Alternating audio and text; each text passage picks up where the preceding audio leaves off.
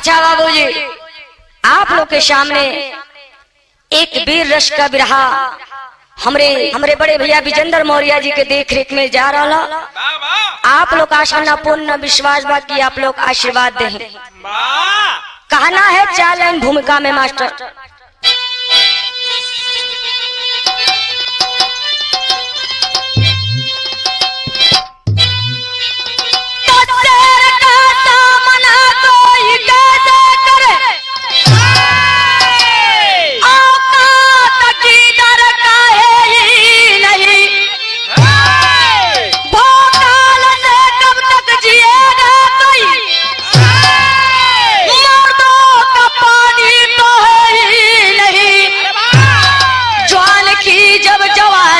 चल जाती है कांप जाता गगन उनकी ललकार से, पीरा लोरी का ऐसा दिलावर रहे बरसे 16 तेंगावर तलवार से।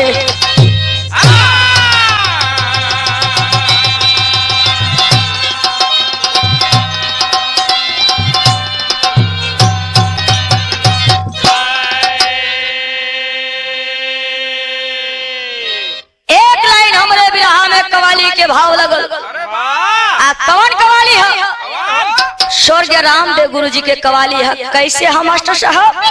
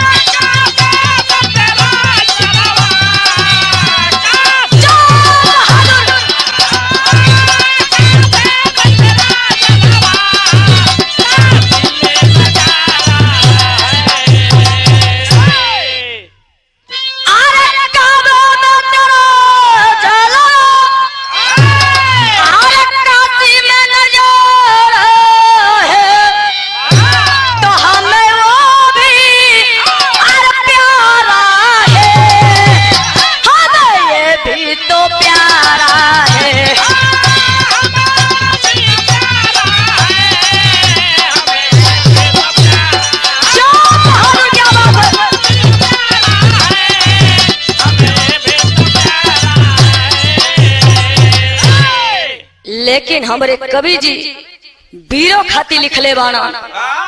कवन वीर? कहना है अरे वीरों के बगावत से इतिहास बदलता है।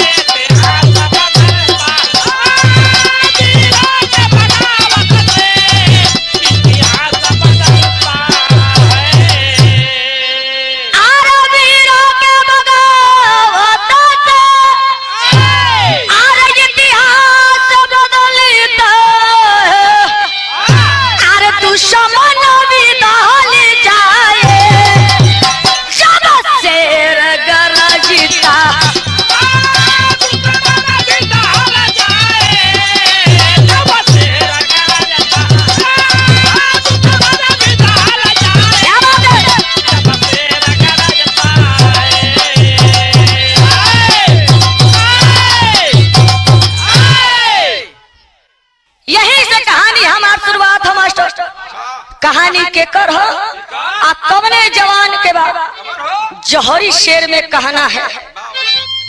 हाँ, पगड़ी बांध के बा रुका हो, ऐसे ना फरियाई। अच्छा पगड़ियों बने पड़ी। अरे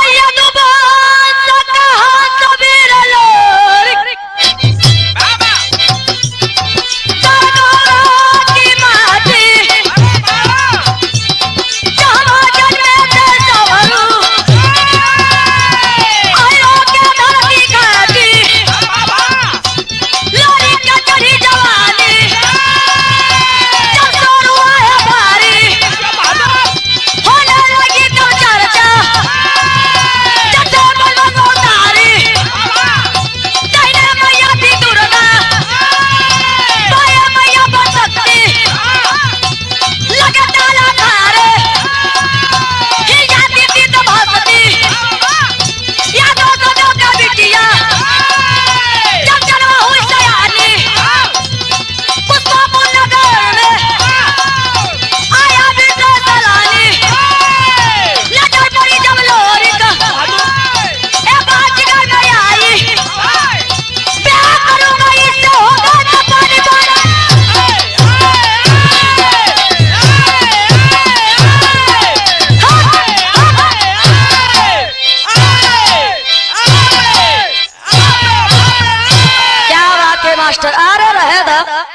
रह दा ए बाबूजी कहानी गौर गौरा बागी के बलिया से लेवल गई बा।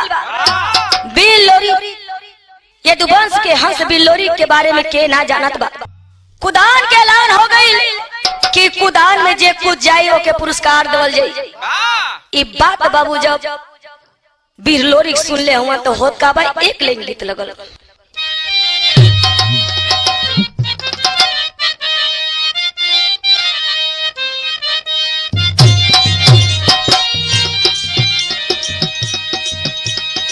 कौनो में हरारू अपने मर्द के कहतड़ी का कहतड़ी अरे डूबी मर बाए रजबू डूबी मर बाए रजबू जई बजा पूर्व के देशवा।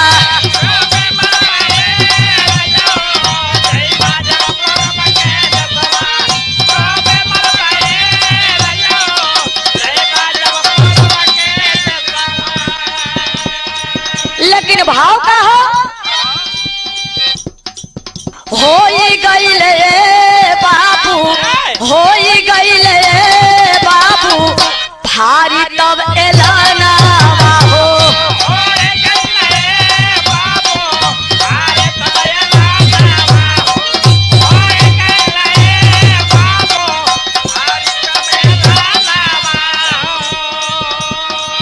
वीर कवन कूदी जाइए खोदल बा कुदाना हो। वीर कवन कूदी जाइए खोदल बा कुदाना हो गईले बाबू भारी तब एलाना हो।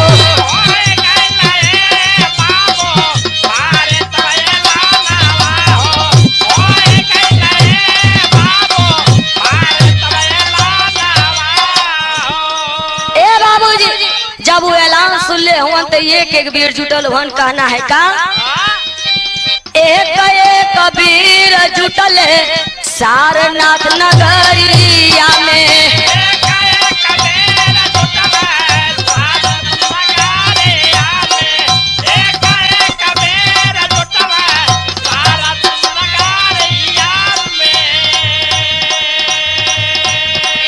केहू नाही कूदा पावे गौआ जवरिया में।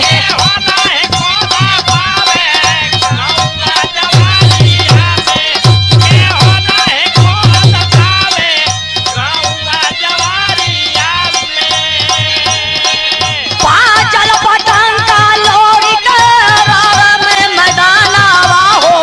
पाचल पटंगा लोरी के राम मैदाना हो गईले बाबू भारी तब एलाना हो।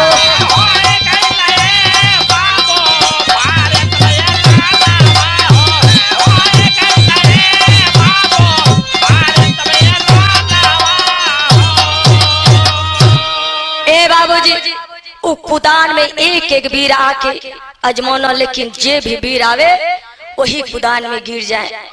लेकिन जब लोरी के पारी आइले बाबू एक के छलांग में ओ पार हो गई ना। ए बाबू जैसे ही एक छलांग में वो कुदान में आर पार कर दिहला चारों तरफ ताली बजे लागल। आज भी प्रमाण मिलेला कि सारनाथ में वो कुदान बा। इधर लोरी कुदान जीत के चलले हुआ आ कहाँ चलले हुआ एक लाइन गीत लगल।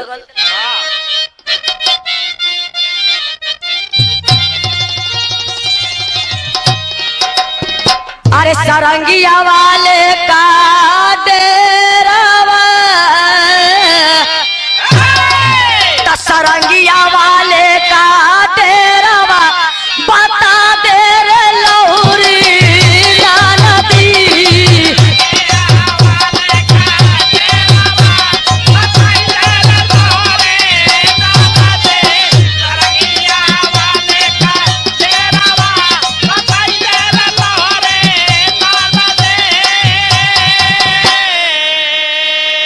कुदान जीत के लोरी चलत रहा कहना है अरे कुसमा पूरा नागरिया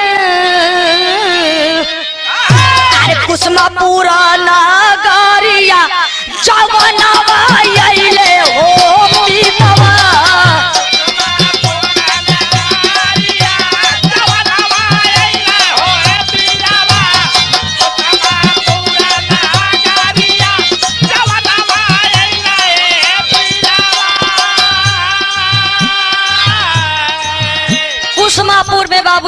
हवन होत का बा चनवा से तब नजर लड़ गईले मन में करे गुननवा हो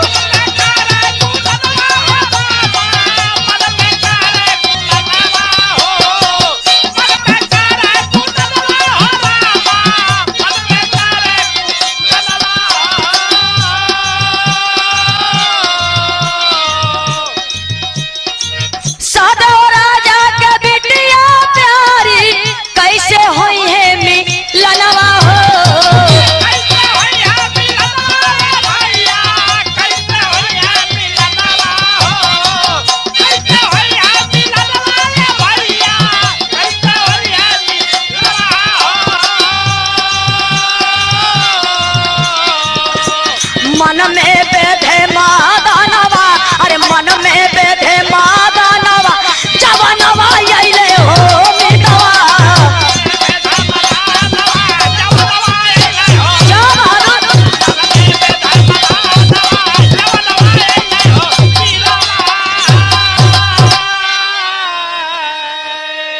ए बाबूजी जब कुसमापुर अइले लोरी तब राजा सहदेव के बिटिया चनवा छत के ऊपर बाल सवारत रहली। जब भी लोरी के बाबू नजर मिलत था जब भी लोरी के चनवा पर नजर मिलत था बाबू देखते रहत हो सोचत हवन कि अरे बाप रे बाप इतना सुंदर लड़की तो हम कबो ना देखनी।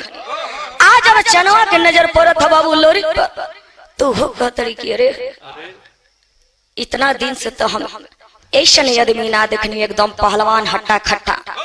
ए बाबू दुनहु के जब नजर मिलल दुनहु जन के प्यार हो गई।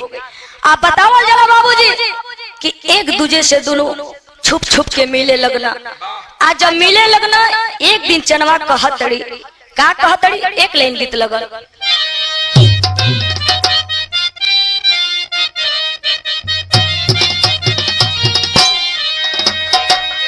अरे खाई गईला लगड़ाया मदाम कही या ले देवा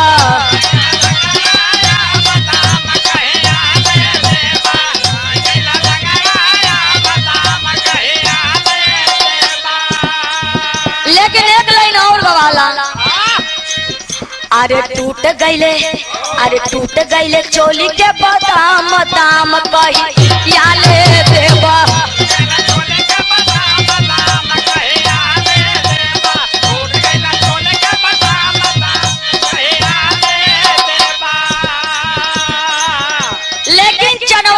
तरीका कहतई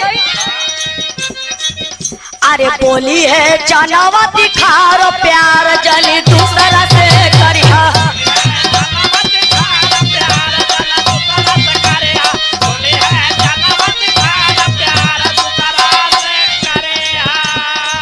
और एक लाइन कहतई अरे कबहू ना आयो बाबा जीवन में ये फतिया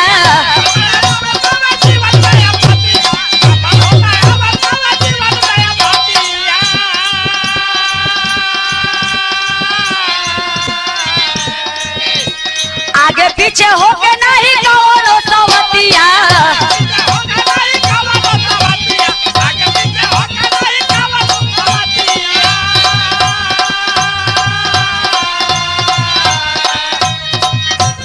दी हमोरा जिंदगी सवार प्यार जली दूसर से करिहा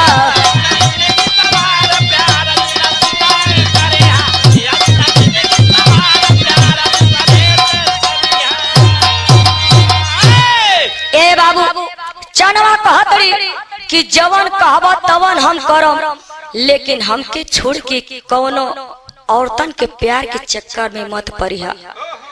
लोरी कहना कि अरे ना हो जवान बारू तवन तू ही बारू। ए बाबू धीरे धीरे कुछ दिन बीतल। एक दिन के बाद सबरे सबरे लोरी का अखाड़े से आये हवन। तबले भैया सबरू कहला कि ये भैया लोरी देखा एक पाती आयल बा मिर्जापुर घोड़ी से महार यादव भेजले बारन लिखले बारन कि घोड़ी के राजा मोला गए दुष्ट पापी अत्याचारी कैले बारन और हमार बिटिया मंजरी सियानी हो गई बाड़ी।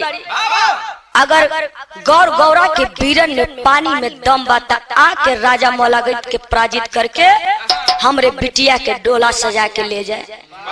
ए बाबू इतना बात जब लोरी सुन ले तब उछल पड़ले, कहा था कि अरे भैया, अरे भैया हम हन के जरूर जाइल जाई और अहिरे के पानी ना जाई।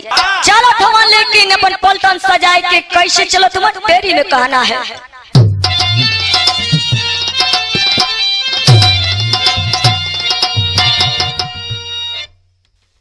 अरे जवानी भलही नाव पे लगी, अरे जवानी भलही नाव पे लगी, त जाजा नाचियत यदु बस का बहु पानी। अरे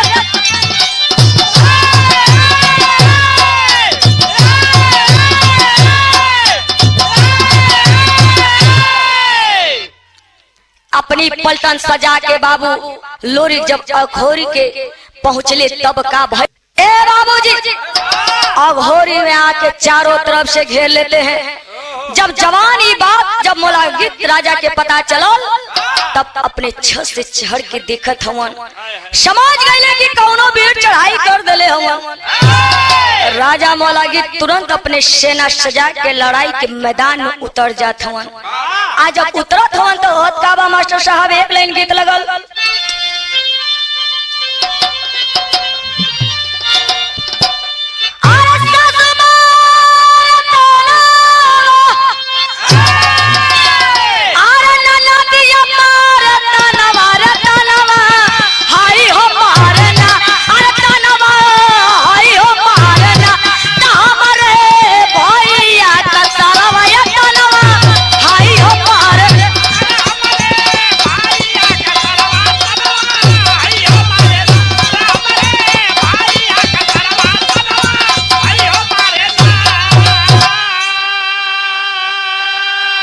लेकिन करत का हमन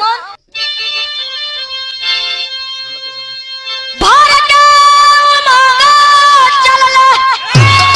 अरे लोरिक बाला बनवा रे जनवा जाई भलैना, अरे जनवा जाई भलैना तब तोरवा तू तो बन के सनवा रे जनवा जाई भलैना।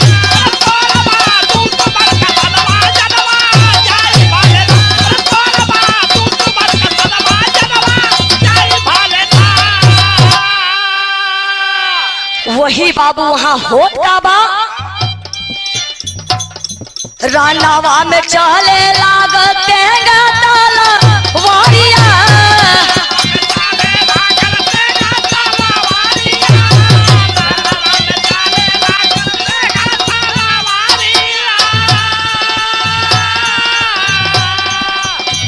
लो उसे रंगाई गईले घोरी के न गरिया।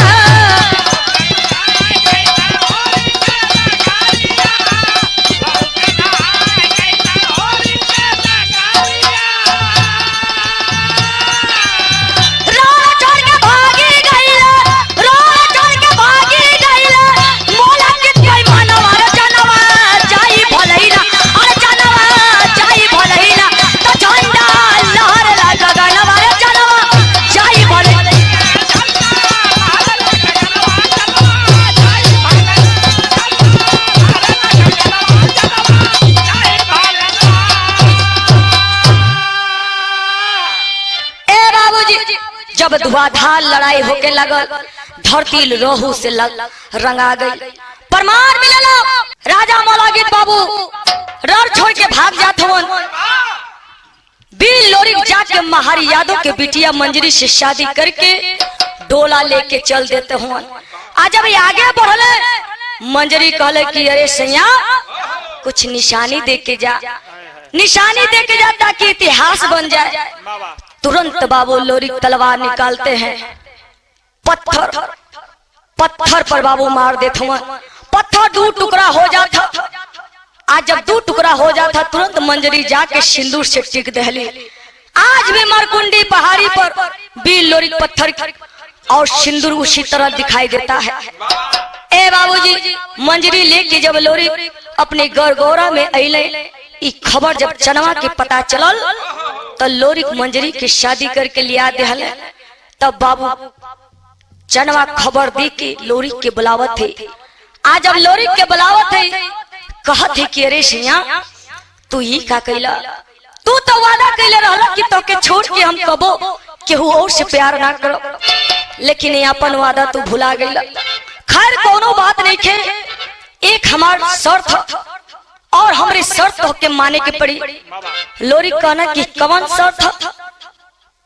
चनवा बतावत रही कि हमार शर्त कि जौने पीपर तरे हमन के मिलत रहने जा, वो पीपर तरे में जे पहले आई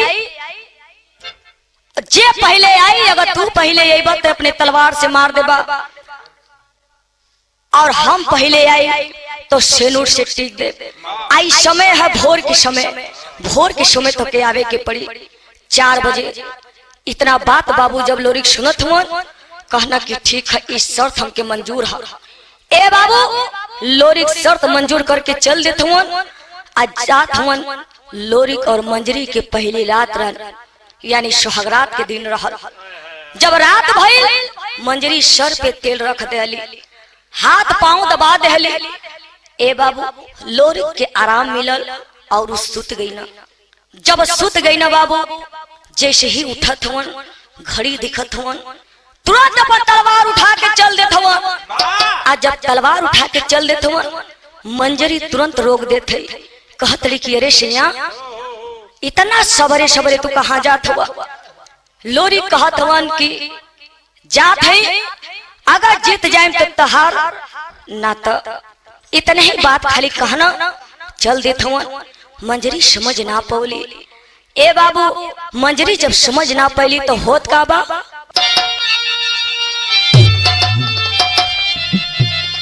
तो रोवे सबरू दादा, तो रोवे सबरू दादा पहले अपमान नाम से लोरी के ताना मारी लोगवा जग जहान नाम से लोरी के।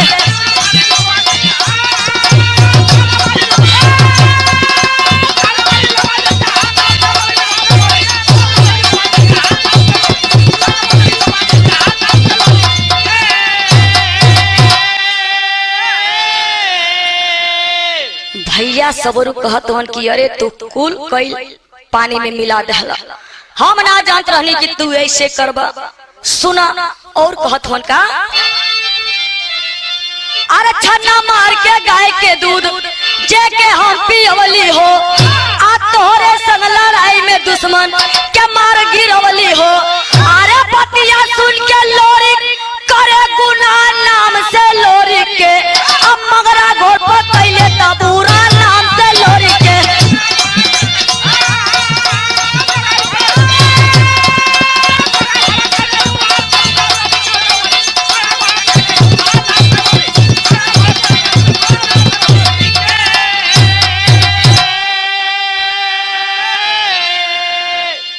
ए बाबू भैया कहतवन कि तो कि इतना दुलार प्यार कईनी, जौने लड़ाई जहां भी लड़ाई होत रहल तो हर संगे हम जात रहनी, तो हर मदद करत रहनी, लेकिन तू कुल कईल पानी कह दहला। इतना बात जब लोरी सुनत हुवन, बात कौनो काने में ना उनकर अटत। तुरंत बाबू चनवा के लेके मंगरा घोड़ पे सवार करके चल देत हुवन वहे पूरब देश में। आज जब पूरब देश में जात हुवन बाबूजी, दिन बीतत गई, समय बीतत गई। जब 20 साल के समय आयल बाबूजी, लोरी के दिल में एक बात याद आयल कि अरे तनी हम हो जाके अपने मंजरी से मिलिए थी। आ लोरी बाबू मंजरी से मिले बदे अपने सवारी घोड़े पे करके चल देते हुआ, लेकिन का अल्लाह में प्रमाण बा।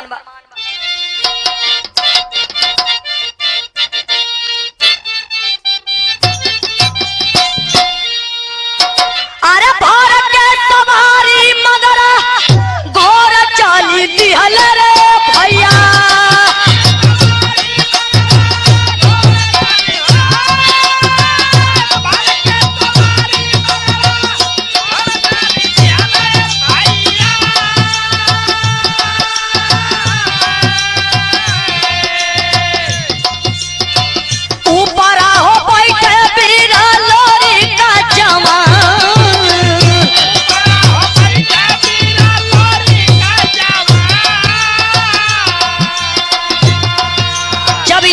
घोड़े पे सवार करके अपने घर के बाबू हाल चाल लेवे जात हवन। तब होत का बा आधी रतिया में पहुंचल गौर गौर के नगरिया।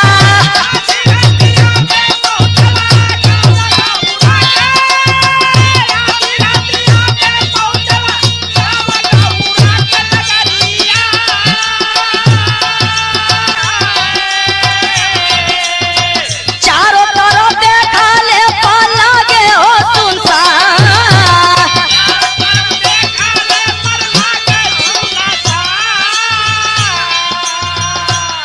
जब बाबू लोरी की अपने गांव पहुंचल हुआ, अपने गौरा में पहुंचल हुआ बाबूजी, चारों तरफ अंधेरा दिखत हुआ। रात के समय पहुंचल हुआ, रात के समय 12 बजे पहुंचल हुआ। तब का होत आगना के ऊपर में राय लागल घोरवा ये बाबू।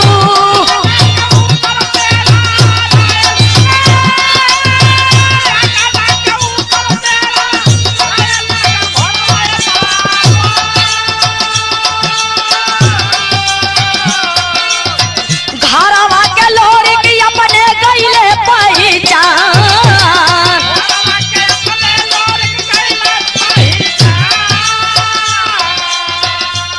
ए बाबू जैसे ही 12 बजे रात के पहुंचत हुआ, आधी रात के बाबूजी अभी अपन घर चिन्हत हुआ, तब तक घोड़ा वही अंगना के ऊपर मेडरात हुआ घूमत हुआ। तब तक बाबू लोरी के पता चलल कि हमारे घर है।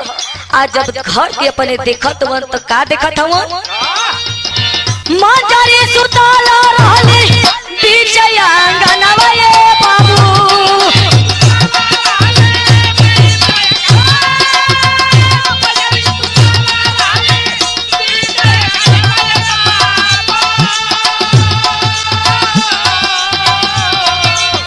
संगवा में उनके एक आदमी जवान।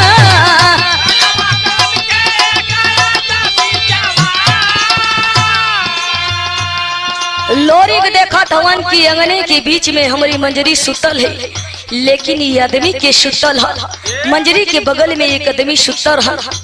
आज जब देखत हवन बाबू गुस्सा में हो जात हवन, का कहत हवन क्रोध में अंगार तब लोरी खोई गई रे भैया।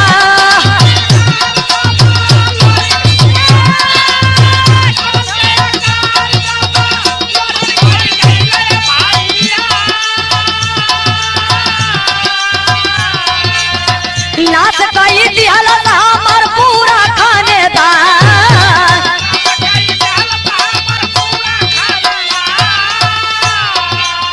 लोरी सोचत हवन कि अरे बाप रे बाप, ई उम्मीद ना रहल मंजरी से, ई तो पूरा हमार खानदान के डुबा दहली। आज जब इतना बात सोच के उ करल का चाहत हवन, लेके तलवारी आका ताला चाहे सिरवा ये बाबू।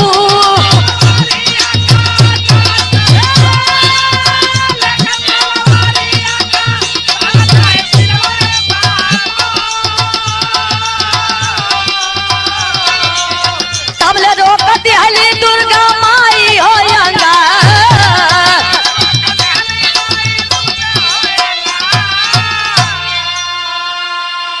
ए बाबूजी जैसे ही तलवार निकाल के अपने जो मंजरी के बगल में सोए थे बाबूजी, काटने जैसे ही गर्दन चाह रहे थे, आप तुरंत बाबू माँ दुर्गा हाथ को रोक लेती है।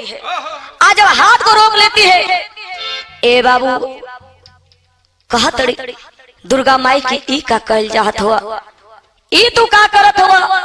तब तक बाबू लोरी करत और का हुआ खड़ी में कहे के हा माई दुर्गा कहा तड़ी का कहा तड़ी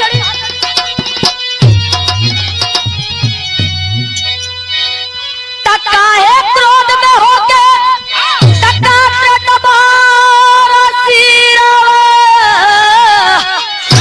तोहरा चंगिया के जन्मल होता हार हीरावा।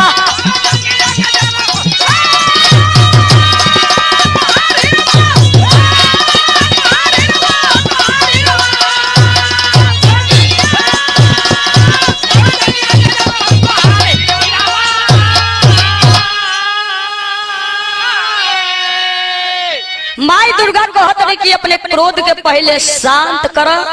और कहत रही का अरे साप साप कुल बात दुर्गा माई दिहली जताई हो। अबीर बोरिक नाम भयंकर गैले आज भेटाई हो। अरे मंजरी तोरे याद में भारी शाली पीरवा तो तोरा चंगिया का जन्मल होता रही।